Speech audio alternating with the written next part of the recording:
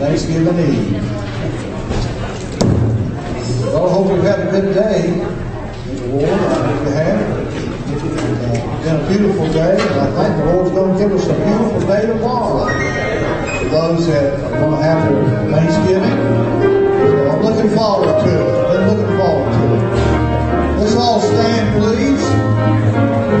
The soul's doing book 246, Singing Redeemed.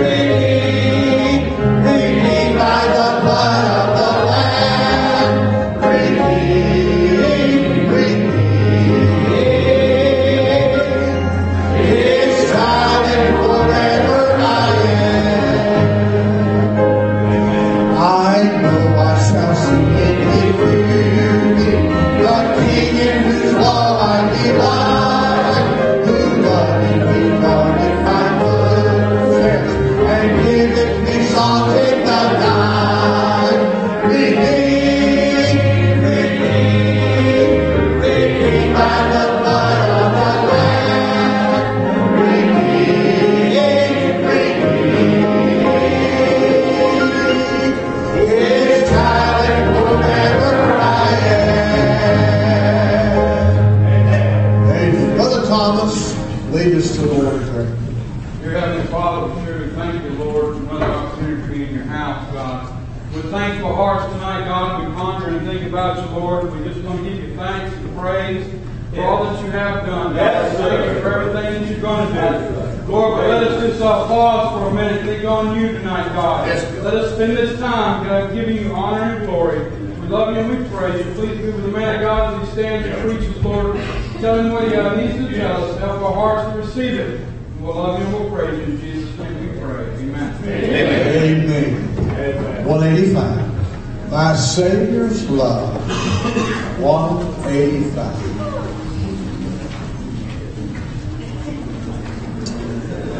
Had a great service last night.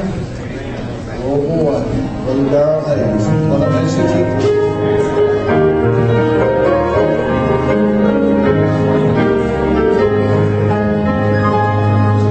I stand amazed in the presence of Jesus, the Nazarene,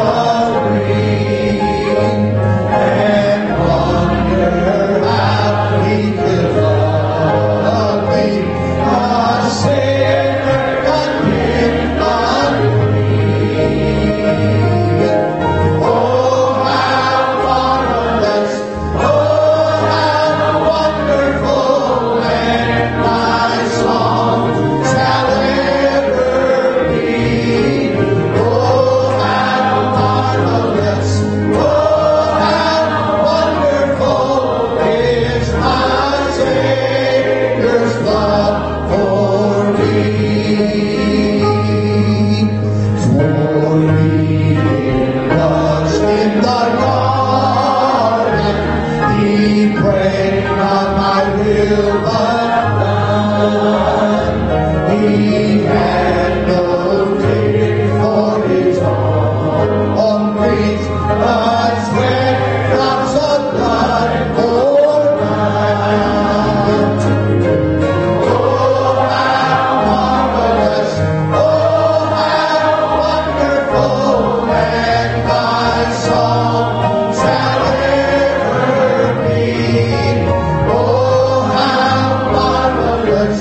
Oh, how wonderful is my Savior's love for me. He took my sin and my sorrow. He made them his very own. He poured the burden to Calvary and suffered and died alone. Oh, how marvelous! Oh, how wonderful! And my song shall ever be. Oh, how marvelous! Oh, how wonderful is my Savior's love for me. When with one ransom in glory, His faith I shall see. Twill be my good created to sing of His love for me. Sing it now. Oh, how marvelous! Oh, how wonderful! And my song shall ever be. Oh, how marvelous! Oh, how wonderful is my Savior's love for me. Well, they had that on a Wednesday night, brother. We could sing how marvelous, how wonderful. Amen. That He died for me. Amen. And I can proclaim it. Did I say by the grace of God? Well, hallelujah. Yeah, good to see everybody in church. Y'all can be seated right quick. Man, I was thinking while we were singing, oh, how wonderful. Think about that word, wonderful. Has anybody ever heard that song? It is truly wonderful what the Lord has done. Anybody ever heard that? Just me, Brother Charles, nobody else. Anyway, Brother John, a few of us. Anyhow, it is absolutely wonderful. Isaiah said that was his name. His name shall be called Wonderful Counselor, and so on and so forth. Amen. It is good to be in church on Wednesday night. Amen. Somebody asked me today, he said, why didn't you have service last night instead of tonight? And I thought, why don't you eat it? I ain't got to do nothing. Amen, amen. I just got in trouble with my mother, amen. But we'll be all right. Amen. We can eat at 12 o'clock tomorrow. Hallelujah. Amen. I know it's a little bit of a skeleton crew, but we are here, amen. And it is a blessing to be in church. Thank the Lord for last night. If you missed it last night, our youth choir, nailed it for the glory of God. Amen. And they showed up, and the Lord showed up, and the Lord showed out. And then I was glad our kids got to hear Brother Darrell Hayes. We've been hearing Brother Darrell preach for a long, long time. Best I can figure, he never really said his age, but he said the Lord called him to preach at 20 years old, and he's been preaching for 52 years. So I added 20 to 52. I figured he's 72. So if I did my math right, and he's doing pretty good for 72 years old. And man, he just told story after story about soul-winning experiences last night. If that didn't put an itch in your craw to hand out a tract to tell somebody what Jesus has done for you. He said something last night, confirmed in my heart of what I've always said. Soul winning is not a clinic, it's an experience. You just simply tell somebody what Jesus did for you. Amen? And man, that's the best thing you can do. Have you ever watched those commercials on TV and have a little caption under it that'll say, these people are not actors, they're a real customer or whatever you call it. You know, somebody who has experienced that thing for themselves. And that's what we are as witnesses for Christ. Somebody who has experienced the love of God ourselves. I can tell you about what he's done for Brother Jesse or Brother Freddie, and that's good stuff. But I get a whole lot more excited when I tell you what he's done for me. Amen. Praise the Lord. It is good to see everybody in church. Thanks for our young people showing up last night and doing such a great job. Amen. Listen, tonight our Pee Wee Club, Sister Irene calls them the wiggle worms. That's what we'll start calling them, the wiggle worms. They'll be going out. Everybody else is going to stay put. Time we dismiss our teams, there's going to be a little bit of a skeleton crew. And Brother Brent's a little bit nervous tonight. And I'm purposely in my heart, especially over the next, I don't know how long, but we're going to preach our preacher boys and give them an opportunity. They've been working real hard. They've been studying in my class. Kind of tough on a Monday night. They had to preach a funeral without a body.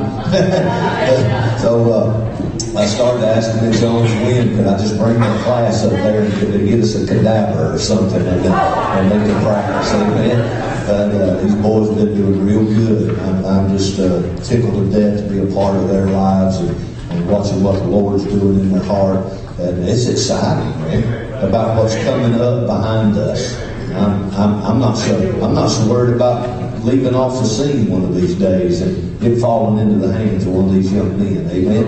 And I'm confident if the Lord tarries, this thing will carry on. Amen. Oh, praise the Lord for that. Then I've got a little something. Now, I promise it won't be 2 messages tonight, but I got a little something on my heart too. And I want us to spend some time praying together tonight before we leave this place. Could be tomorrow.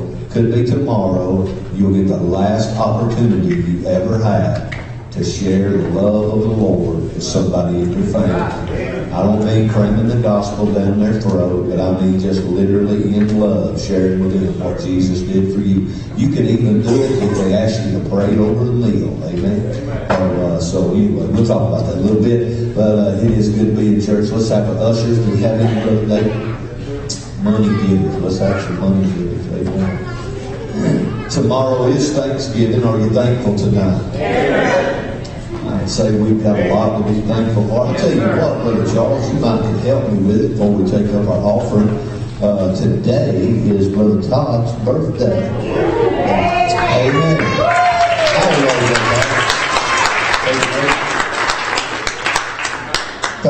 39 years old today, Brother Todd. I thought, you know what, if we just sing happy birthday to him. Amen. Brother Charlie.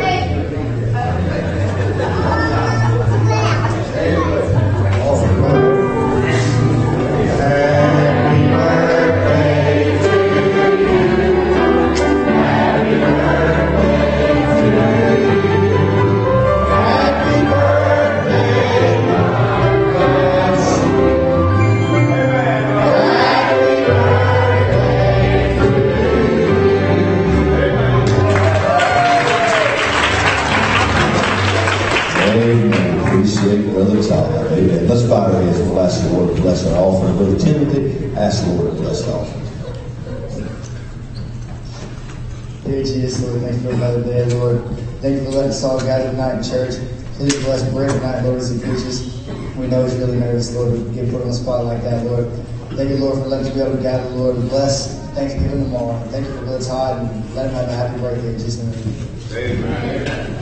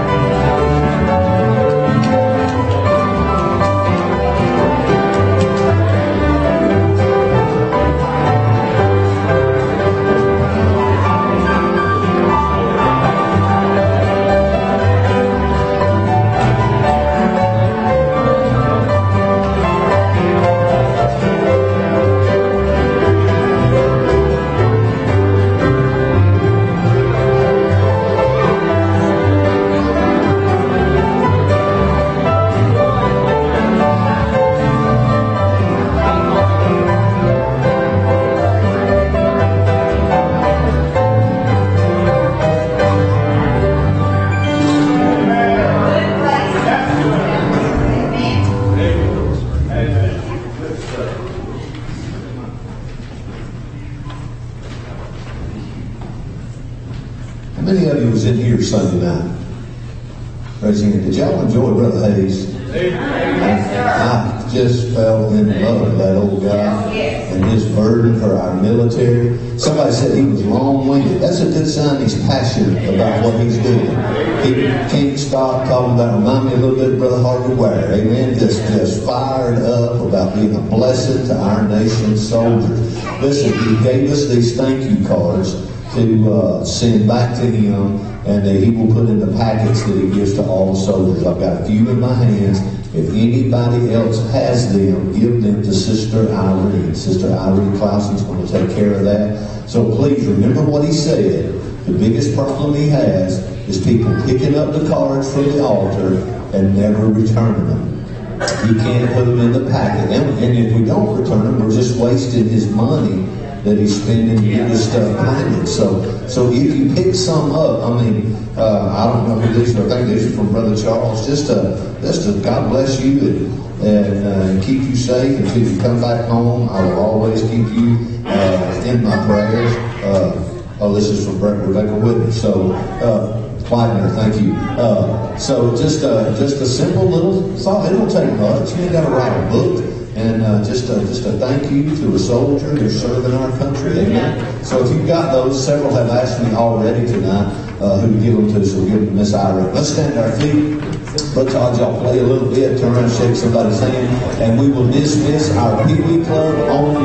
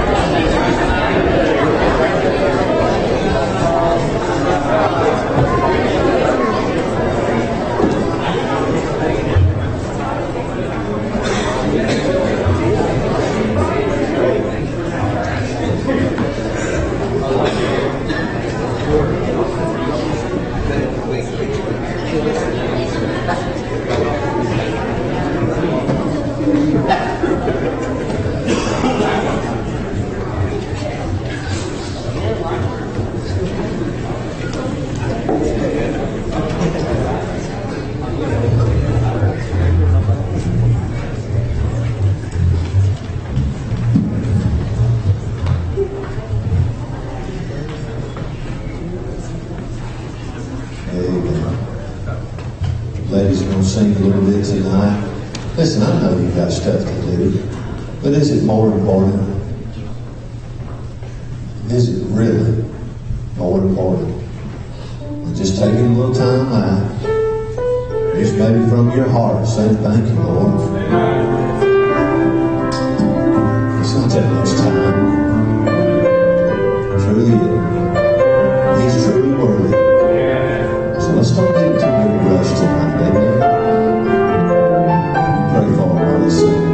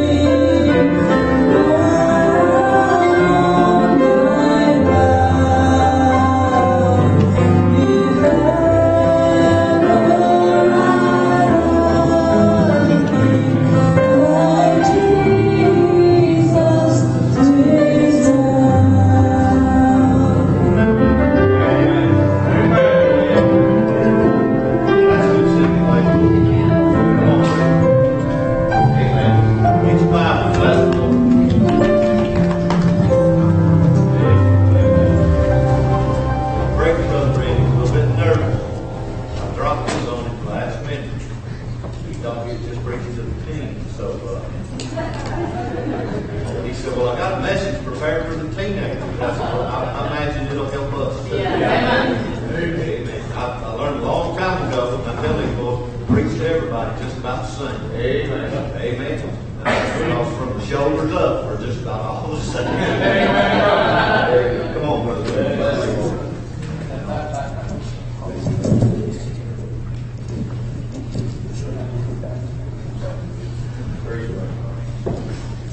Blessings. How's everybody doing tonight? Doing good. Awesome. Well, in the spirit of Thanksgiving, I was going to do this with the teens. Like I said, I was preaching to the teens tonight, so I planned everything out on a much smaller scale. But does anybody have anything tonight that they just want to thank God for? Yeah. Amen. Right. Out. Mr. Sergey. No surgery for my wife. Amen. Amen. Anybody else? Amen. Praise the Lord. Anybody else? Amen. Happy birthday, child. Well, some of you don't know me very well. I did just join a couple of months ago. My name is Brent Eisenman. I am 20 years old. I was called a preacher when I was 15. I was one of the kids that was basically born into Christianity. As soon as I was born, we were at Kingsway Baptist Church, and back then, I mean, that was on fire, you know, Yes. fundamental Baptists. You know, we were always there, every service, everything. We were part of everything. My dad was working on buses, painting buses. My mom was at every single someone and thing that you can think of. Our family was very well known there. I was saved at the age of 5 by my mother. It was awesome. I mean, we were just that family. Everybody knew the Eismans, man. Yes. It was awesome. The church was awesome. It was on fire. Whenever I was about 11 years old, my parents came downstairs and they said that they were going to get separated. And it was pretty crazy because, all that was that time. I mean, we were what you would think of the church family, you know, the mom, the dad, and the kids. Everybody's in church, everybody's serving, you know, everybody knows them and everything. So my older sister had gone off to Bible college. She had got sponsored to go to our Christian school there. She was valedictorian of her class. She had the most Christian spirit and everything. She was off to Bible college. I mean, things were just awesome. And so that kind of hit us pretty hard. And my older sister, she dropped out of college. She was doing her own thing. But my parents got separated, and shortly after that, they got divorced. And so me and my sister with my mom, we got pulled out of the Christian school when we were in public school. Basically, everything that we were taught our entire lives was complete 180. So as a young kid, my only thing was, I mean, I'd been taught God my whole life. I really didn't know anymore, though, just because everything I've been taught my whole life, how to be, how to do now, I was experiencing a whole different side of life. Long story short, I was out in public school. I got with the wrong crowd, wrong friends. Just went down the wrong trail every time. Whenever I turned 14, I moved in with my dad just to get away from my mom. Because it was just terrible. I just wanted to get away from my mom. And I had no intention at all of anything Christianity, any kind of spiritual things or anything like that. I didn't care for church. But my dad made me go to church every time the doors were open. Every Wednesday it seems we just wanted to make me be there. And I mean, I didn't do it with my heart or anything. And there was one service one time where a preacher was preaching and I was asleep. I was not listening. I wasn't caring about anything. And God literally woke me up, and it was the first and only time that, I mean, physically hearing God. I mean, He talks to you all the time. But physically hearing God, He says, you better wake up and pay attention. And so I just started paying attention in just that little thing. And slowly but surely, all the way up until today, God has continuously changed my life each and every day. That's where today I'm able to stand up here and talk about the Bible with you guys. And I just thank God so much. Thank you so much. Thanksgiving. Not only that, my dad kept me in church. My dad stayed strong throughout everything. And I would not be able to stand up here and do anything without him. I love him to death. This is awesome, and I praise God for that. If you guys would, please turn to Genesis 6. We're We're going to be talking Genesis 6:16 tonight. We are scripture verse there.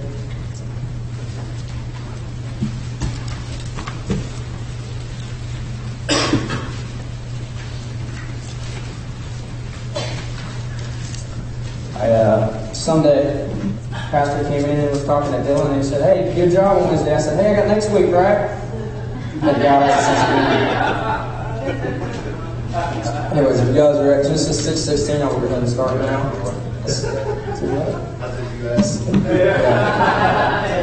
Genesis 6:16 says, "A window shalt thou make to the ark, and in a cubit shalt thou finish it above, and the door of the ark shalt thou set in the side thereof with lower, second, and third story shalt thou make it." I want to focus for tonight's message on the first part of that. "A window shalt thou make to the ark, and in a cubit shalt thou finish it above." So tonight, for just a couple moments, I'd like to speak to you guys on being a window for Christ. Amen. Well, let's pray.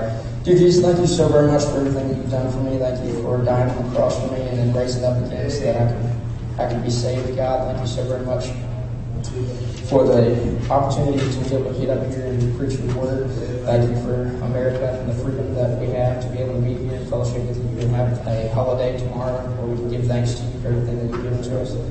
Thank you so very much for everything that you've done for me, God. I please help you be with me. Please speak to these people's hearts as I speak to their ears, God. Please help that you would help me to say what you want me to say, God, and that I would not get in the way of what you wanted me to say, God. Please help you be with us tonight. That's all I pray tonight. Just in my prayer. Amen. Amen. I always like parables whenever I read the Bible. I love parables. I love whenever God decides to dumb things down so that we can understand it. Yeah. I love whenever he gives us an earthly story with a heavenly meaning. And a lot of times I love whenever he gives me a message that is like an earthly side of things so that I can try to show you a little bit of a different way or something that God shows me. Does anybody know what a window is? Sure. Okay, I was hoping so. I was going to ask some of the teams to talk about it. But God said in Genesis 6:16, "A window shalt thou make to the ark." There was only one window put in the ark, and it was at the top. The biggest thing there is that thou shalt finish it above, just so that people could look up and see God throughout everything, throughout all the storms. Now picture this. You're driving in a neighborhood. You're driving down the street. You see tons of houses. There's naturally windows in every house. There's more than one normally. Sure. Each and every window, most of the time, looks very similar. Sometimes you'll see posters in there, sports teams, rock stars, stuff like that. Sometimes you'll see some really bad looking house with some very interesting windows. Or sometimes you'll see some boarded up windows. Yeah. There's windows in every house though. Now, if you think on a little bit of a different side, picture this. That street is your street, that house is your house, and those windows are you and your family. Yeah. What are people going to see when they pass by of you and your family? Or, more importantly, what are they going to remember if they remember anything about it? So we're going to talk about being a window for Christ. Number one, and my point is let Jesus shine through you. If you look at Matthew 5:16, it says, "Let your light so shine before men, that they may see your good works and glorify your Father which is in heaven." Now, like I said, I wasn't planning on preaching the team, so I want to go into that there so that there's no confusion. That's not talking about any light that we have. Right. That's not talking about any light that we can bring forth. John 12:46, if you want to turn there, you can. It says in red writing, which just means that Jesus Christ is saying this, "I am come a light into the world, that whosoever believeth on me should not abide in darkness." Jesus Christ is the light of the world. Amen. He is in us. I heard a preacher one time tell a story. He said a little girl came up for a Sunday school teacher, and she says, "You teach to us that God is this big person, that he created all the universe and he holds the earth in his hands. You teach us that?" She goes, "Yes." And she said, "And then you said that if we get saved, he comes and lives inside us, right?" She goes, "Yes." She goes, "Well, if he's so big and he lives inside of us, why isn't he sticking out something?" Amen.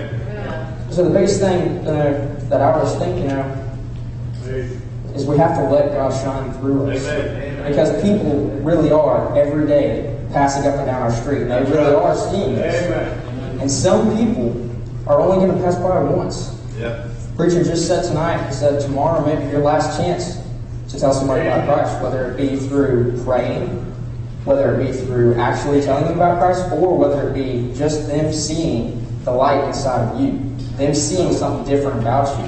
Because a lot of us out here work out in the world, there's a lot of times that we cannot physically talk about Jesus Christ. I work for AT&T, and it is very highly frowned upon. I could actually lose my job if I talk to somebody about Jesus without them initiating it or them asking me about it. But I can be a light, and they can see something different in me, and then they can ask me about it, and then I can tell them about it. Amen. So the first part there is let Jesus shine through you. Say, God said to put a window in there, one window above. I was going to ask the teens, why do you think He did that? So that man could see Christ. They could see through the window to Christ. Amen. So why do you think He wants windows in the world? So that man can see Christ through us. The second part, the second point that I have here is we may have to shine alone.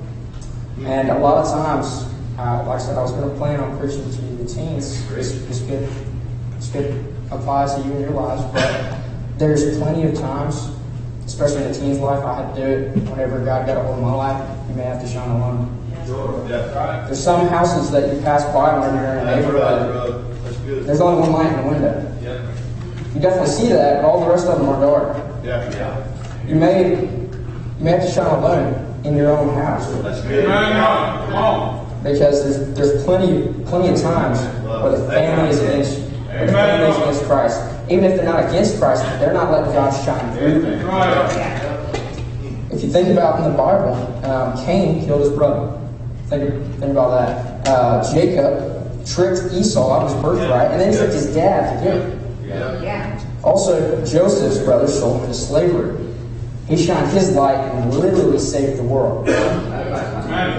Which just goes to prove that sometimes you might have to shine alone. But the fact is though you shine alone here on earth, God is always with you. God is still shining through you forever. So it's huge there. Micaiah preached to the teens a little while back. He put a picture of Jesus in the window and said that the world is all going this way.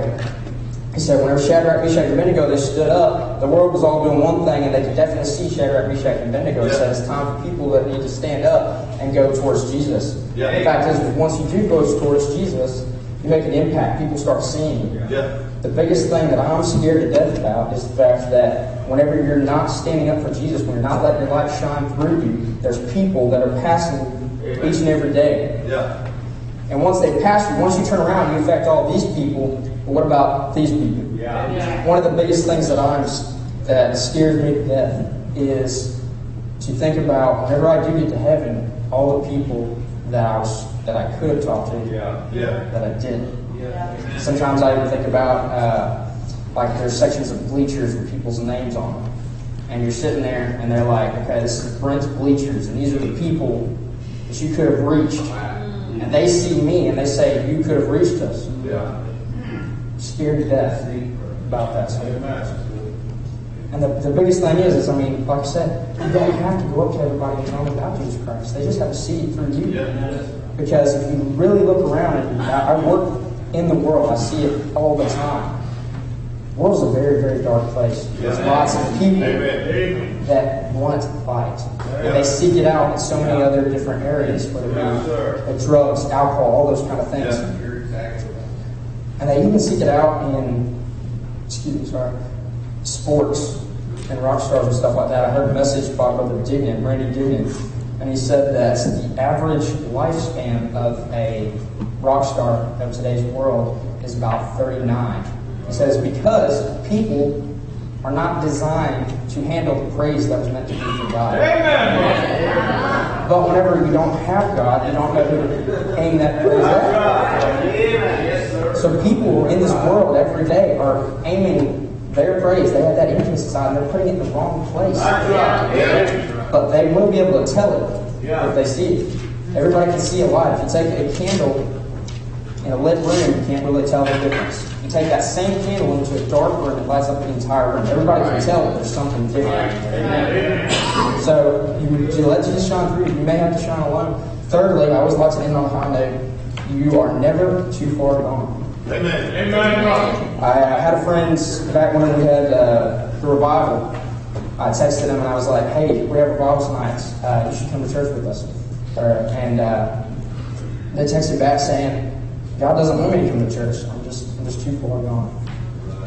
And I was like, man, I've been there before. I felt that same way. But then at the same time, Holy Spirit said, what about Paul? And I thought, Paul was the chiefest of sinners. Murdered Christians, brought them to prison. I mean, everybody's scared of him. Even whenever he turned right, they planned to kill him. He was terrible. But if you look over in Acts 9, verse 3, would you turn there, please? Acts 9, verse 3. The Bible says, and as he journeyed, he came near Damascus. Paul was going to Damascus. He had an order that he could take any Christians that he found and send them off to jail. Any of them. It says, and as he journeyed, he came near Damascus, and suddenly there shined round about him a light from heaven. They saw the light. And he went from being the chiefest of sinners to the epitome of Christianity. That God allowed him to write 13 of the 27 books in the New Testament. And he became, I hope one day, whenever I get to heaven, I want to ask him, or I want to ask God, if in the end, if the people that he was able to reach or save outnumbered the people that he either put in prison or killed. I think that'd be awesome. Amen. But the fact that, it doesn't matter what you have in life. See, whenever you're looking at a window, no matter how much junk is on it, no matter how long it's been there, it can always still be cleaned. The only thing is it's going to take some work to clean it. Amen. So you can always turn around and come back to God. That's good. But you may have to do some work to clean it. Never too far gone. Praise God for that. Man, bro.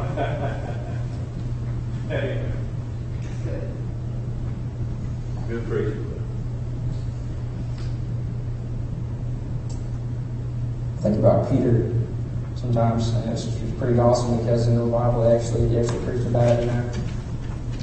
Curse God's name 3 times, and I don't know him, and cursed him, and everything, and that God used that, and he heard the rooster crow.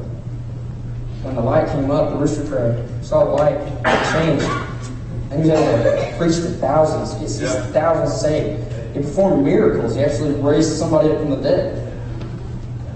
So it's really, really awesome. And I love the fact that throughout my testimony, I've been taught Jesus. I've been taught God. I've been taught what to do my whole life. It wasn't until I was in the darkness and that Jesus pulled me out of it where I knew God. Amen. That He changed me. It wasn't just I've been taught this my whole life. It was now this is my life. Amen. Hallelujah, brother. And whenever they said that I'm just too far gone, God just said, oh. And I was super encouraged. And that was one of the things. Whenever He gave me this message for the teens, I was just like, man, that's awesome. Because there's plenty of times as a teen, feelings, you kind of let them get to you, And that's not just teens. I've met plenty of adults the same way. One thing that I realized becoming an adult and working at AT&T is whenever you think that people are actually adults and more mature, that's not always the case. But the fact that people many times they feel like they're too far gone, that God wouldn't love them, or the fact that God wouldn't want to use them. I feel extremely blessed to know what I came from, what God brought me from. Not only that He saved my soul, He turned my life around, but I had peace and I could go sleep every night. That He gave us a tremendous house. The teens came over a couple of times and they were looking around. They were just like, man, you have a big house. I was like, it's all God. Whenever I first moved in with my dad out of my mom's, times were rough. We were living in his best friend's basement, and my room was a closet. It wasn't a very small closet. It was a big closet, but that's where my room was. And now the teens have been able to come in and look at my room. That's the biggest room I've ever thought I was going to have. And I was just like, this is God. This is all God. But not only did He do that, not only did he take me out of the darkness, put me into the light, but it's like Brother John said the other night, how he was playing, out in the world, now He plays for God. God didn't only save my soul, but now He uses me.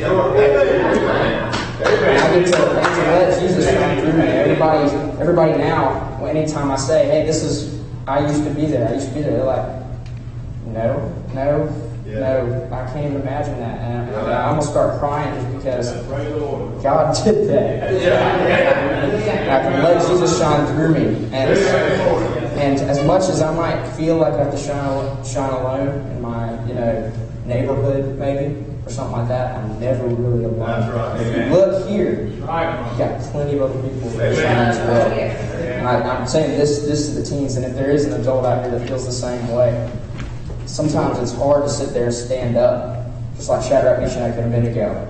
I bet you it's really, really hard.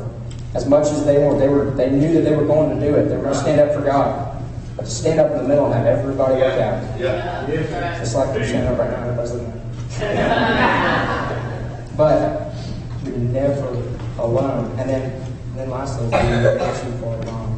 God can always reach down and save you. I love whenever Peter started out and he looked out at the sea. He came out on the water and he was the only person other than Jesus to walk on the water. And he started looking at the sea and started to fall. As soon as he called out from Jesus, you got him. You're never too far away.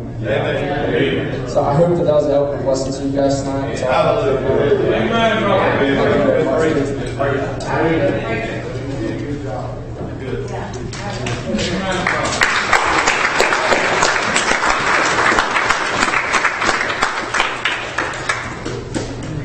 Good preaching. You're a window whether you like it or not. Every one of us, we are a window. And I don't care what you do, people are peeking in. Amen. Thought about this, he's talking about being the light. And that's what a window does. It lets in light. It lets you see out, but it lets others see in. I thought about this. Somebody said in total darkness. Well, you putting that on now, you're ready to these boys ready to tag team. My kids over there wired up. In total darkness, they say the light of a single candle can be seen from miles by a human naked eye. The light of a single candle can be seen for miles in total darkness. Doesn't have to be a whole lot of light. Doesn't have to be a whole lot of light. You don't got to come from the best circumstances. I appreciate your transparency, Brent. Just like you, preacher. Amen. I'm the last person in the world will be standing up in here tonight. Amen. God is good. Praise the Lord. Good job preaching. These boys, I'm thankful for what the Lord's doing in their hearts and their lives. Some of them are at a place where they usually would go in the wrong direction. And it seems like the Lord's just turning them headed the right way. Amen. Take the Bible and look at Psalms chapter number 92 tonight. Psalms chapter number 92. I promise you I'm not going to preach. Is our prayer sheets in here? Okay, good. Prayer sheets are down here. Tonight at the end of the service, I want you to pick up a prayer sheet, fold it up, put it in the Bible. Take it home and pray for every one of those requests. But when we gather around this altar tonight, I want us to come and offer up just a prayer of thanksgiving to God. Number one, if you're saved, that ought to be something you thank God for every day. Should just be the third Thursday in November or whatever it is. It ought to be every single day. Well, David's sitting back there with his hands up. Every day we'll have our hands up. Look at Psalms chapter number 92. I'm going to read this entire Psalms tonight. I was going to read it and make several comments. And the Lord said, no, just let that young'un preach. Amen. Psalms chapter number 92. The Bible said it is a what? Good thing to give thanks unto the Lord and to sing praises unto thy name, O Most High, to show forth thy loving kindness in the morning and thy faithfulness every night. Upon an instrument of 10 strings. Somebody said that's 2 5-string banjos. I don't know so much about that. But upon an instrument of 10 strings, and upon the psaltery, upon the harp with a solemn sound. For thou, Lord, hast made me glad through thy work. I will triumph in the works of thy hands. O Lord, how great are thy works, and thy thoughts are very deep. A brutish man knoweth not, neither doth a fool understand this. When the wicked spring as the grass, and when all workers of iniquity do flourish, it is that they shall be destroyed forever. But thou, Lord, art most high forevermore. For lo, thine enemies, O Lord, for lo, thine enemies shall perish. All the workers of iniquity shall be scattered. But my horn shalt thou exalt, like the horn of a unicorn. I shall be anointed with fresh oil. Mine eye also shall see my desire on mine enemies, and mine ears shall hear my desire of the wicked that rise up against me. The righteous shall flourish like a palm tree. He shall grow like the cedar or a cedar in Lebanon. Those that be planted in the house of the Lord shall flourish in the courts of our God. They shall still bring forth fruit in old age. They shall be fat and flourishing, to show that the Lord is upright. He is my rock, and there is no unrighteousness in him. Again, it is a good thing to give thanks unto the Lord. Again, it is a good thing to give thanks unto the Lord. I cannot begin to even tell you where to start in my life to tell you where I need to start thanking God. I mean, it's just over and over and over and over. Truth is, I said it Sunday, most of us probably complain more than we give thanks.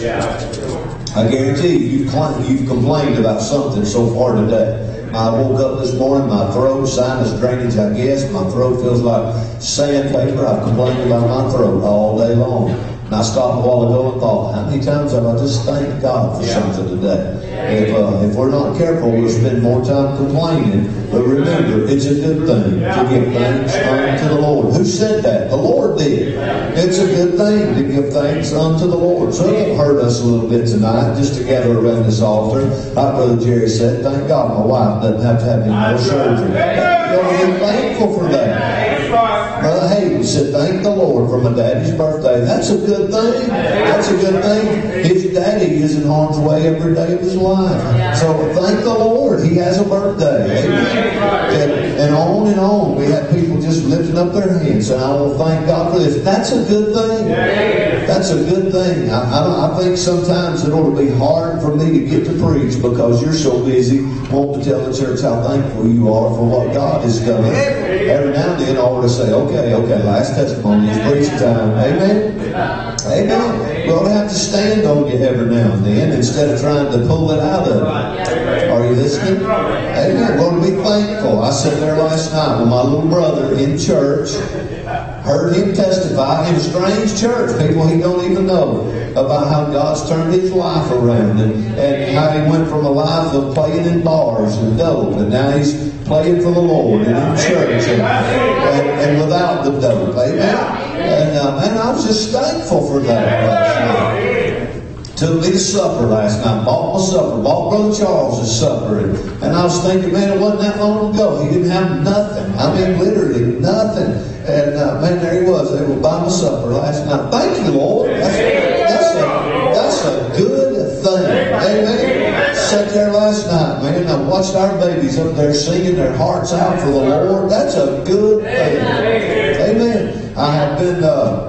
I've been meaning to talk to Brother Jesse and not sure if we're going to have this talk or not. I really don't know. We'll pray about it. But I thought about telling Brother Jesse, don't book the youth choir too much. I don't want them to sing out more than once a month because I don't want them to lose the excitement of it. I don't want it to be just okay, we got to go sing. You know, I want it to be a good thing. But man, right now, I mean, that's 2 weeks in a row. They've just been, the Lord's been using them and they're showing up in great numbers. And man, do not let that wear off. Do not let that wear off, man. That's a good thing to give thanks for what the Lord is doing. Amen.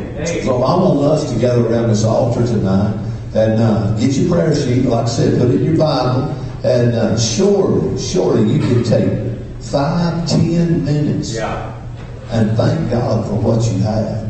Surely you can. If you can't find 5 minutes worth of thankfulness, man, something's wrong with you. Honestly, I think we could, if we were honest, we could spend hours thanking God for what He's done for us. Amen. Good preaching tonight, Brent. That's wonderful. Amen. Amen. Let's get together around this altar. Come on.